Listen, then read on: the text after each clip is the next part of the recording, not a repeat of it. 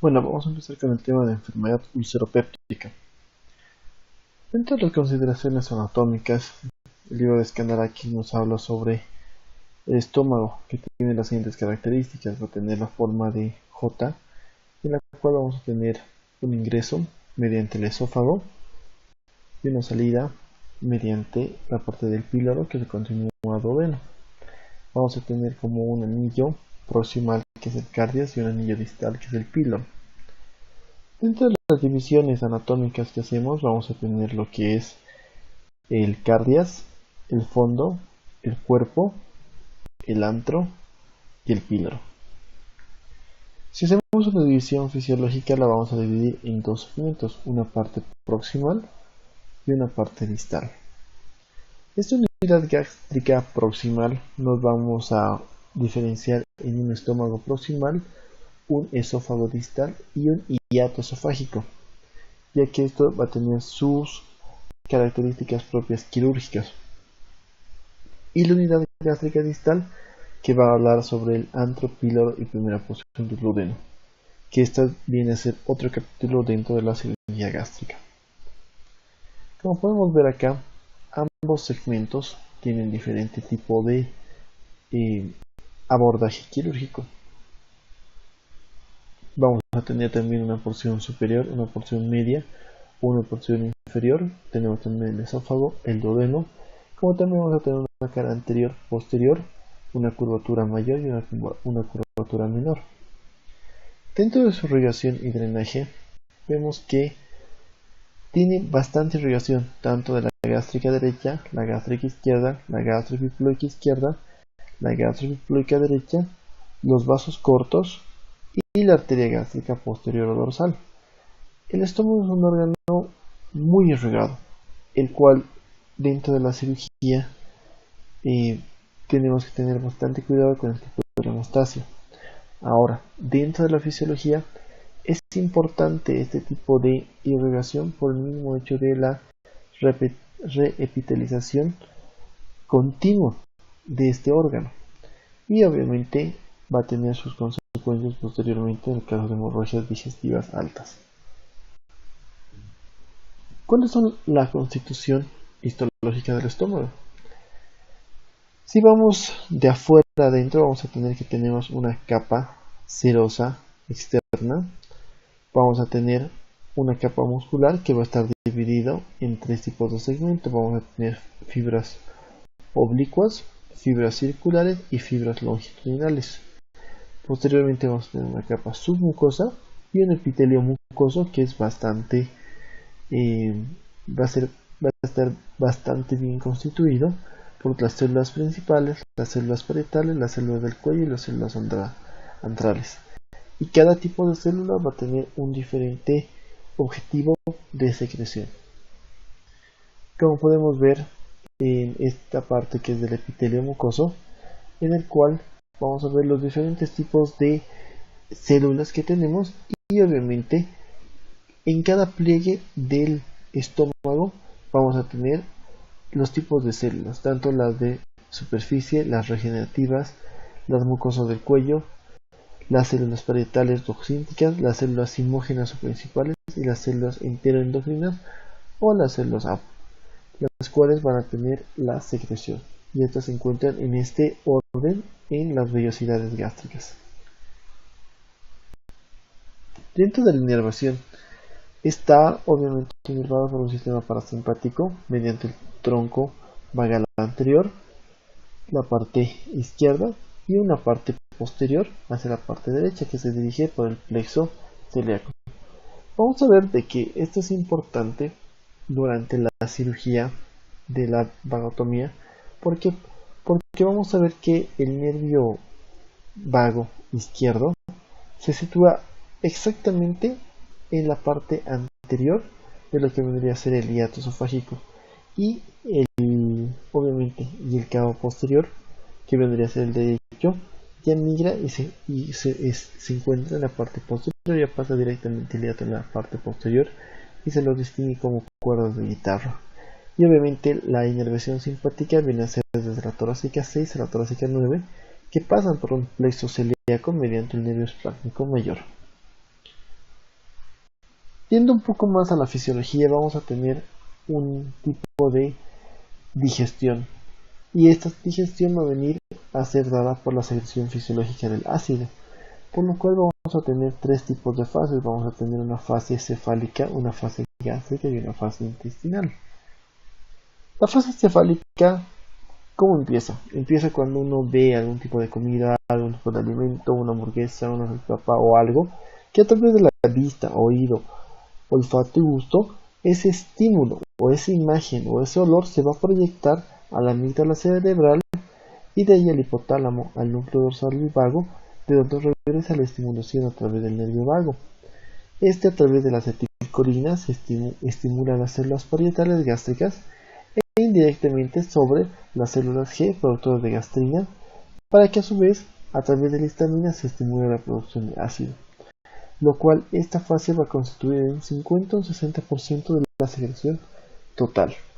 Como ven acá, la sensación va a ir hasta la amígdala cerebral, va a ir por el medio del vago o estímulo parasimpático, aumenta la secreción de las células parietales y la gastrina va obviamente a hacer ese mismo tipo de circuito. Y como dicen, este es el 50 a 60% de la secreción total. ¿Qué pasa en la fase gástrica? Cuando uno ya ingiere el alimento, la distensión del estómago estimula la producción de gastrina. Esta fase va a durar por lo menos unas 3 a 4 horas, que va a ser la digestión gástrica, y constituye un 30 o un 40% de la producción.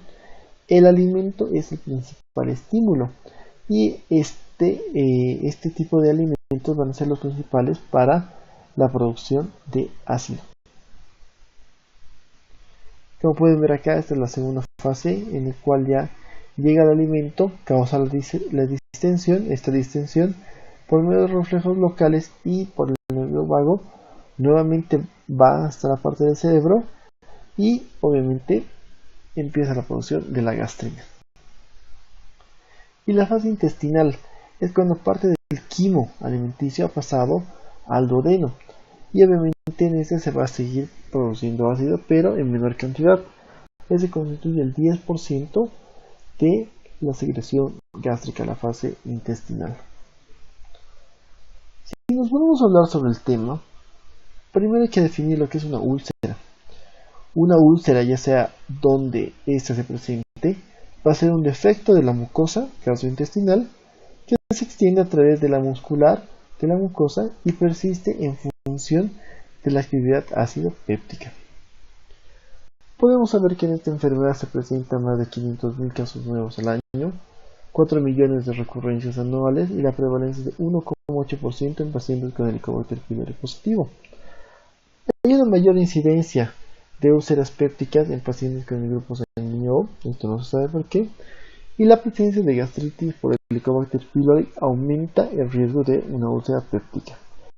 La prevalencia está ausente en los familiares de pacientes con úlcera péptica de un 50%. Bueno, la úlcera gástrica. ¿Qué pasa? La secreción gástrica, en esta va a haber una disminución de la producción del ácido UG tipo 1. La formación de la pepsina va de la mano con la producción ácida y el aumento del pepsinógeno tipo 2 aumenta 3 veces el riesgo de una úlcera gástrica. Hay que tomar en cuenta que la hipomotilidad gástrica o antral con éstasis antral y reflujo duodenal va a aumentar. Aquí podemos hacer una comparación entre lo que viene a ser una úlcera gástrica y una úlcera duodenal. La úlcera gástrica se presenta principalmente en pacientes ancianos, donde vamos a ver que la defensa muscular está disminuida y el Helicobacter pylori se presenta en un porcentaje mayor al 80%, que como pueden ver en la comparación gráfica de la úlcera duodenal, empezando por la edad, que esto no va a ser tanto una patología de la tercera edad, sino de la edad media, y podemos ver principalmente que las células se van a encontrar incrementadas en número. ¿Cuáles van a ser los factores condicionantes? O sea, la úlcera no se va a formar de la noche a la mañana. Esto tiene que ver por una formación por varios factores. el estrés, el tabaquismo, el consumo de AINES y el Helicobacter pylori, ¿qué van a hacer? Van a causar primero un daño a la mucosa. Y ese daño a la mucosa va a ser por un aumento en la producción de ácido y pepsina. Y posteriormente, estos dos tipos de agresión causan la úlcera. Los padecimientos que van a pertenecer a esta entidad o esta enfermedad van a ser la úlcera duodenal, la úlcera gástrica y el síndrome de Zollinger-Ellison. La enfermedad péptica es una enfermedad común, crónica y recurrente. Involucra múltiples factores etiológicos y fisiopatológicos que comprometen la secreción, el movimiento y la respuesta hormonal local. ¿Cuáles son los mecanismos de defensa de la mucosa? A pesar de que el estómago va a ser muy sensible a la colonización del Helicobacter pylori, también tenemos que tomar en cuenta que la irrigación hace que tenga unos mecanismos de defensa muy altos.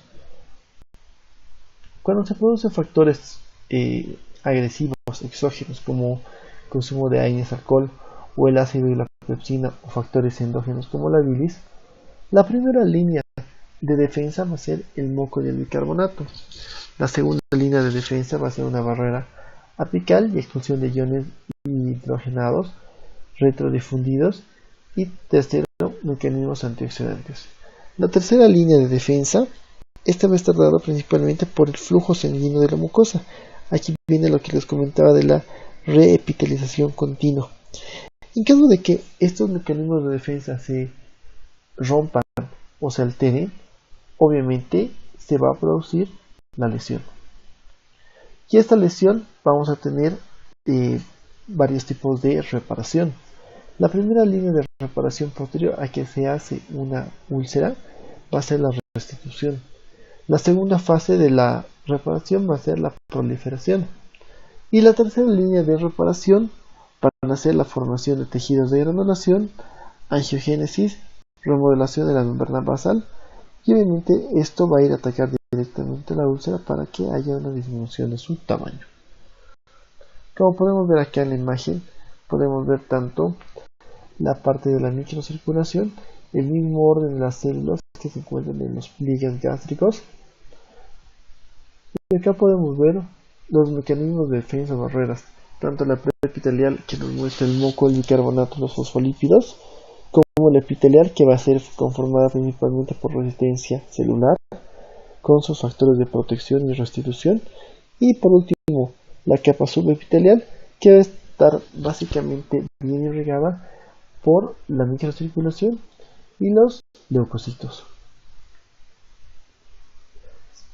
Otro factor de riesgo importante es el hecho de consumo de AINES.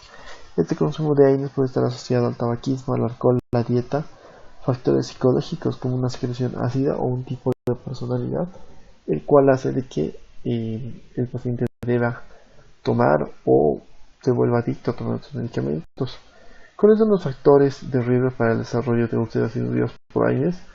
Estos AINES van a causar mayor impacto en mayores de 60 años, que tengan un tratamiento con corticosteroides, ya sea por artritis o por otra patología, que tengan antecedentes de una úlcera y si el paciente está anticoagulado o no. Si estos factores se rompen, se va a producir igual la úlcera.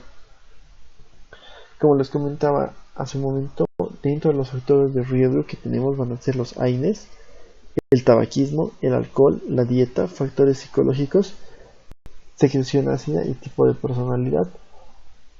Acá podemos ver los claros ejemplos desde el tabaco pasando por bebidas alcohólicas y por último factores psicológicos que depende del paciente.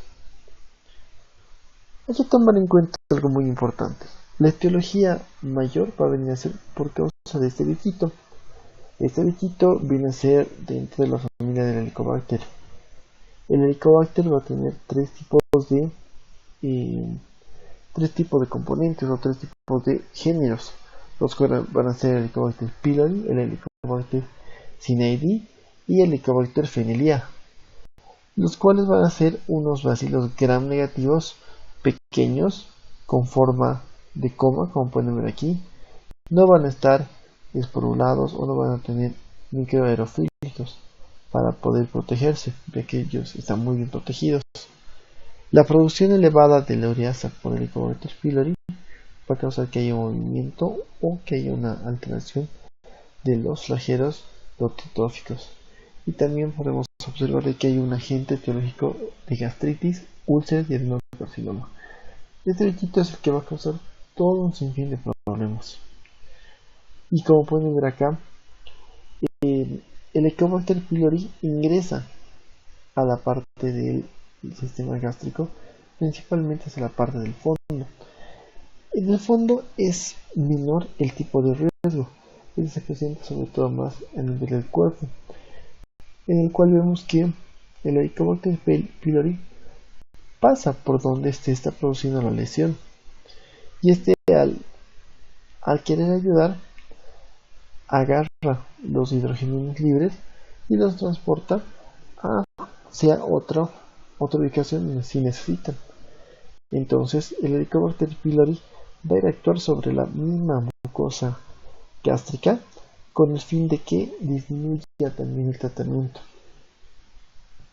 Podemos ver de que hay un nivel alto de producción de ácido, y acá podemos ver que una mucosa gástrica está normal, se infecta por el Helicobacter pylori, esta infección se vuelve crónica, lo cual va a tener que ir a 3 tipos de pasos. La primera, cuando hay una gastritis predominantemente antral, esta puede asociarse con una úlcera duodenal. Cuando tenemos una pangastritis no atrófica, podemos sospechar en un linfoma de Malt. Y cuando tenemos una gastritis atrófica predominantemente en el cuerpo gástrico, podemos hablar del Helicobacter pylori, aunque muchas veces esta se presenta de manera asintomática. Una vez que nosotros tengamos el diagnóstico, ya sea una úlcera gástrica o una úlcera duodenal, tenemos que tomar en cuenta de que la inflamación continua va a producir una metaplasia intestinal, posteriormente constituye una displasia y lleva al cáncer gástrico.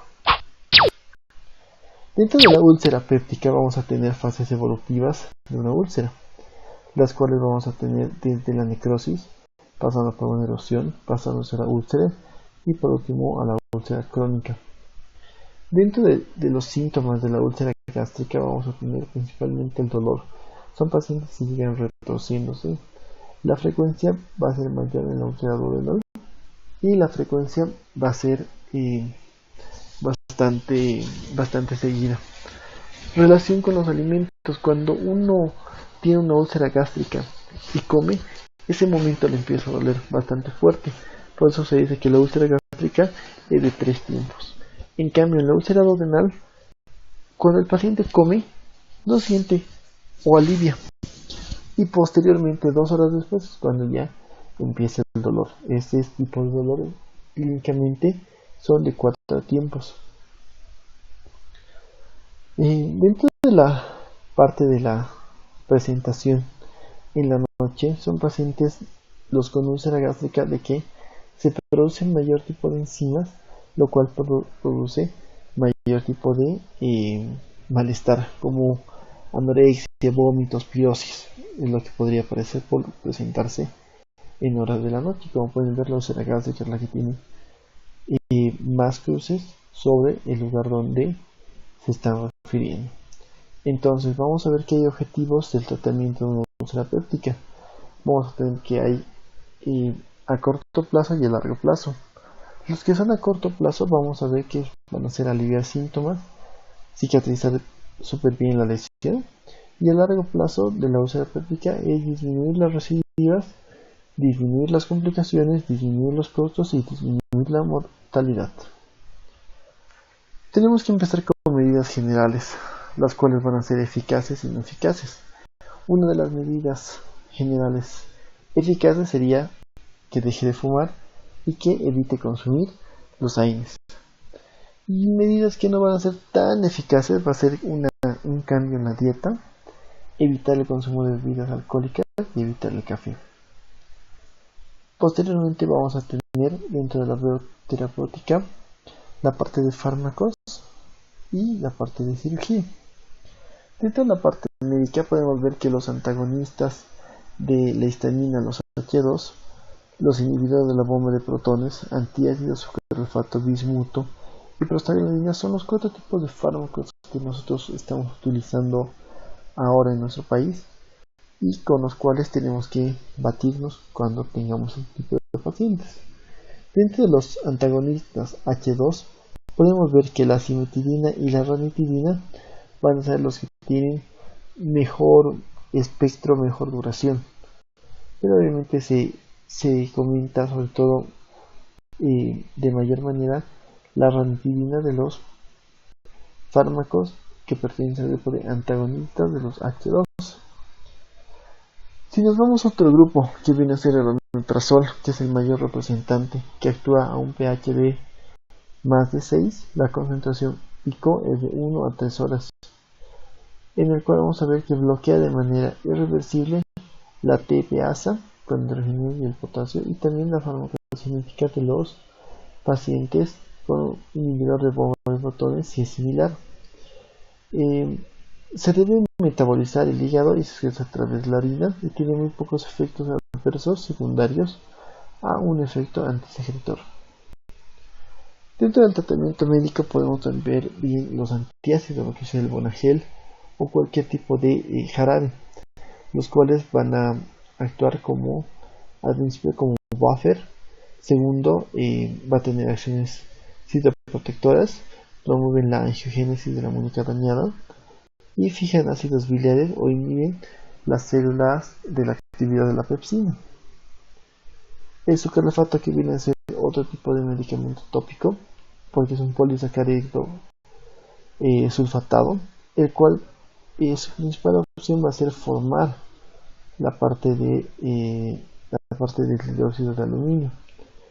Sobre todo el sucralfato va a prevenir el daño adquirido en la mucosa, y esto se da por curación de las úlceras sin alterar la secreción ácida o la pepsina actualmente como buffer. Solamente hacen la coagulación parcial y nada más, y no tratan lo que en sí ha causado ese tipo de hemorragia. Además de eso, el sucralfato estimula y obviamente vamos a ver de que su actividad va a ser favorecida en un pH menor a 3.5, por lo que se recomienda tomarlo 30 minutos antes de los alimentos.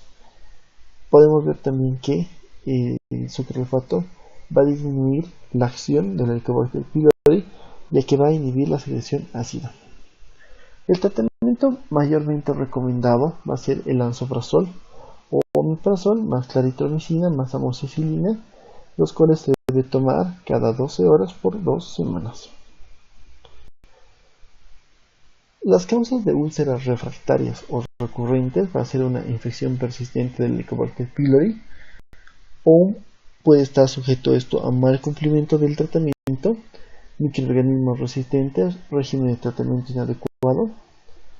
Las úlceras con Helicobacter pylori, vamos a ver que hay falsas para el Helicobacter pylori. Va a haber un uso concomitante con los AINES, tabaquismo importante, una úlcera gigante, inhibición inadecuada de la secreción ácida, cáncer o enfermedad de Crohn. Son otros tipos de enfermedades por los cuales puede recurrir y ser de tratamiento refractario. Y por último, los síntomas que persisten sin úlceras. Vamos a ver sobre todo otros diagnósticos que podrían causar este tipo de lesiones. Muchos comentaban sobre el tratamiento endoscópico.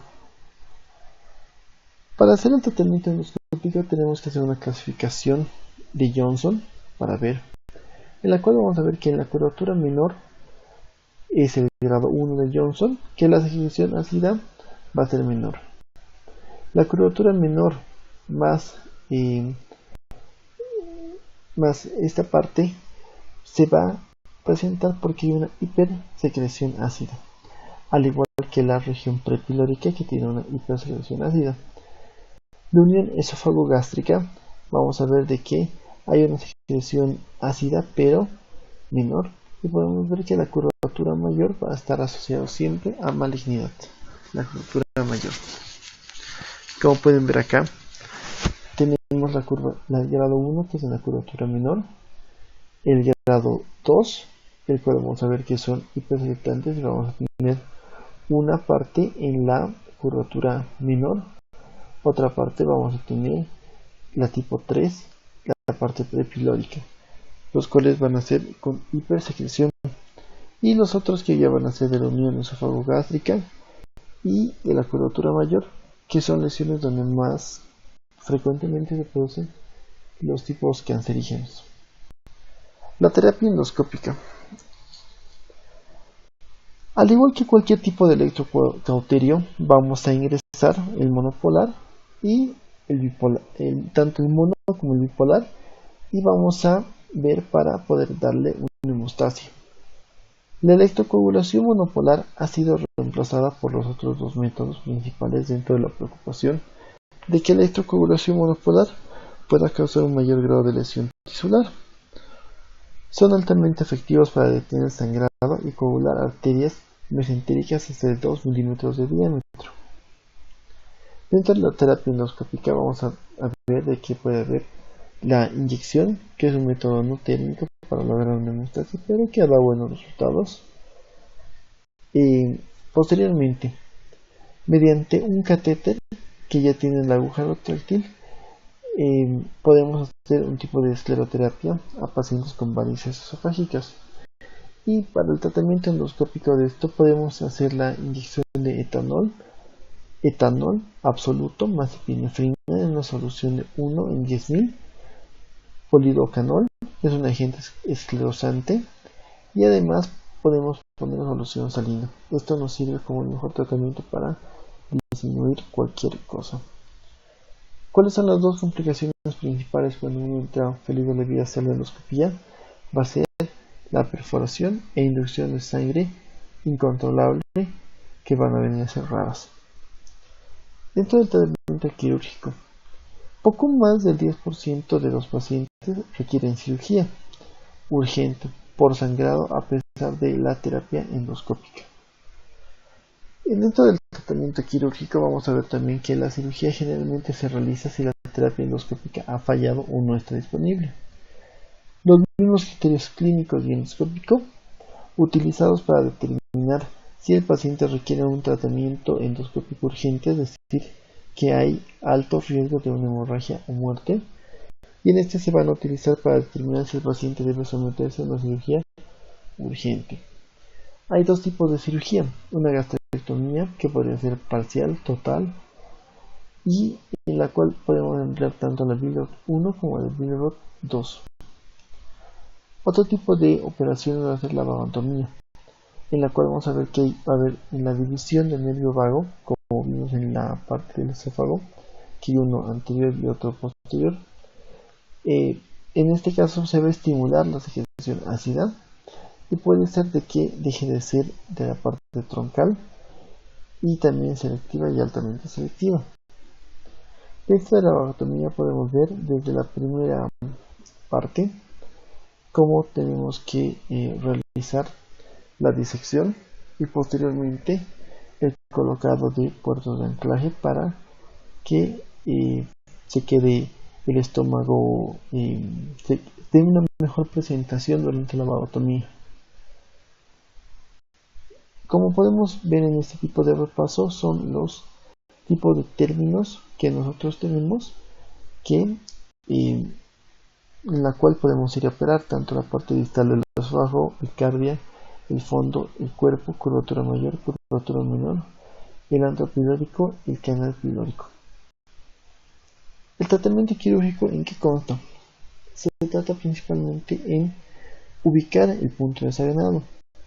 Se hace una gastrostomía o una gasotomía, en la cual se ingresa, y se puede hacer directamente la apertura del estómago de la parte del píloro o del antro, y en la cual se identifica el vaso sangrante, se abre esa parte del estómago y se coloca puntos, y posteriormente a esto ya vamos a ver lo que se cierra. Hay otro tipo de cirugía que también se hace, que viene a ser la aumentoplastía, o algunos utilizan como parche de Graham.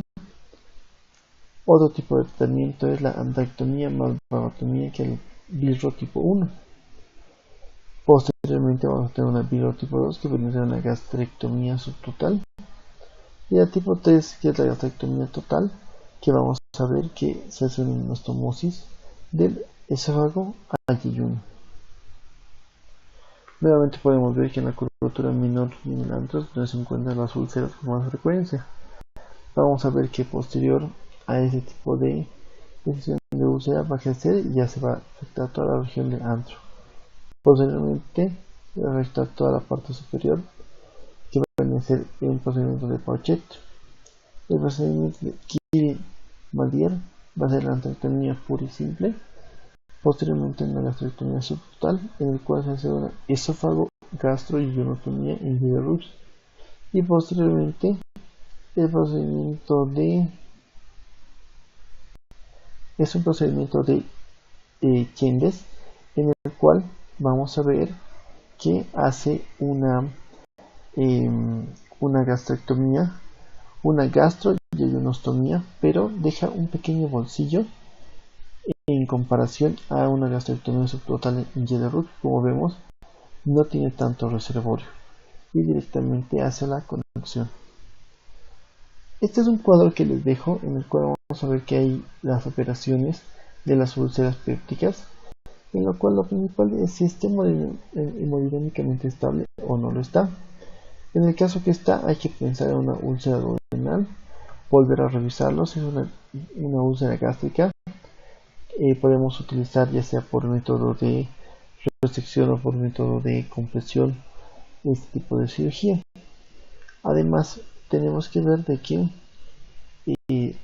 los síntomas y toda la clínica más la endoscopía son lo que nos van a dar los tratamientos principalmente. Continuando con el tratamiento quirúrgico, vamos a tener que hay complicaciones a largo plazo de la cirugía. El hecho de hacer una derivación Virro 1, Virro 2, una Y de Rux o un procedimiento de Chendes van a hacer de que hay complicaciones como una úlcera recurrente, el efecto dumping, diarrea, síndrome de asa ciega y complicaciones nutricionales que haga de que el paciente pueda alterar su composición. ¿Por qué? Porque al haber este tipo de complicaciones el paciente va a tener anemia y obviamente va a haber una baja de peso importante. Las úlceras por estrés van a tener la característica de ser múltiples, se localizan en todo el cuerpo gástrico y son pacientes sometidos a un estrés extremo o a procedimientos graves menor o igual a 72 horas. La corrección de la hipotensión va a variar dependiendo del tratamiento del shock de la acidosis, que es lo principal en las úlceras por estrés, que son muy sangrantes. Los medicamentos utilizados van a ser la ranitidina, protector de la mucosa gástrica, como un superolfato. Además, solamente un 15 o un 20% de los pacientes con úlcera por estrés tienen hemorragia. El otro 5% no ha sangrado ninguna vez. Entonces, podemos ver de que la mortalidad promedio en operaciones de urgencia en una úlcera gástrica sangrante es del 15% y de la úlcera duodenal es de un 10%. Las úlceras relacionadas con el tabaquismo. El hecho de fumar es un factor de riesgo asociado a la presencia o una persistencia o recurrencia de las complicaciones de las úlceras pépticas, y el riesgo puede ser proporcional con la cantidad. Un riesgo moderado va a ser que fumen menos de 10 cigarrillos al día. La tasa de mortalidad por enfermedad ulcerosa está aumentando en los fumadores y los efectos adversos son reversibles al suspender el cigarro. Por último, podemos ver las úlceras por el tipo de gastrinoma Solier-Ellison, que se va a producir por una hipersecreción ácida secundaria a un tumor secretor de gastrina o gastrinoma. La incidencia es baja del 0.1 al 1% en pacientes con úlcera péptica, y la mayoría de los casos se diagnostican entre un 30 y un 50%. La relación hombre-mujer es 2 a 1 y pueden ser esporádicos o son relacionados con neoplasias endocrino múltiple tipo MIN1. La situación es directamente en el triángulo del gastrinoma, en el cual se encuentra la ubicación específica, que viene a ser la parte de la cabeza del páncreas, o sea, viene a ser la parte de la primera porción del duodeno, viene a ser la parte del colédoco y viene a ser la parte también del píloro y parte del antro. ¿Cuáles van a ser los potentes efectos de este triángulo? Que aumentan la secreción ácida, hay efectos tróficos sobre las células parietales, aumenta la multiplicación celular y liberación de la histamina de 3 a 6 veces más que en los pacientes sanos y de 2 a 3 veces más grande que en los pacientes con úlcera duodenal. La determinación de la secreción ácida, el 90% de los pacientes tienen tasas basales de 15 a 150.000 equivalentes hora. Los estudios radiológicos solamente nos muestran pliegues gástricos y de intestino delgado, duodeno o yeyuno prominentes y gran cantidad de líquido en la luz intestinal. También tenemos que hacer una determinación de la gastrina sérica en ayunas. En los pacientes sanos y en pacientes con úlcera duodenal común, los valores de la gastrina son menores entre 50 y 60 picogramos de ml, y los pacientes con gastrinoma tienen determinadas mayor de 1000 picogramos ml. Acá tenemos un anexo en el cual vamos a tener un cuestionario. Pregunta número 1. El Helicobacter pylori se ha asociado con las siguientes enfermedades, excepto, lean y vean cuál puede ser. El tratamiento de elección contra el Helicobacter pylori, cuya efectividad es del 90% en promedio. ¿Cuál de estas 5 es el tratamiento que es efectivo en un 90%? Un paciente con un síndrome de Soldier-Ellison presenta además de un síndrome de neoplasia endocrina múltiple tipo NEM1. La atención apropiada para los síntomas de esta úlcera deben consistir en ¿cuál de los siguientes? 4. Después de una vagotomía altamente selectiva ocurre lo siguiente, excepto se reduce la secreción basal de ácido, disminuye la producción basal de gastrina, los líquidos pasan con mayor rapidez al duodeno, los sólidos pasan al duodeno a velocidad normal y se reduce la secreción estimulada de ácido. Entonces, espero que respondan las preguntas y eso sería todo.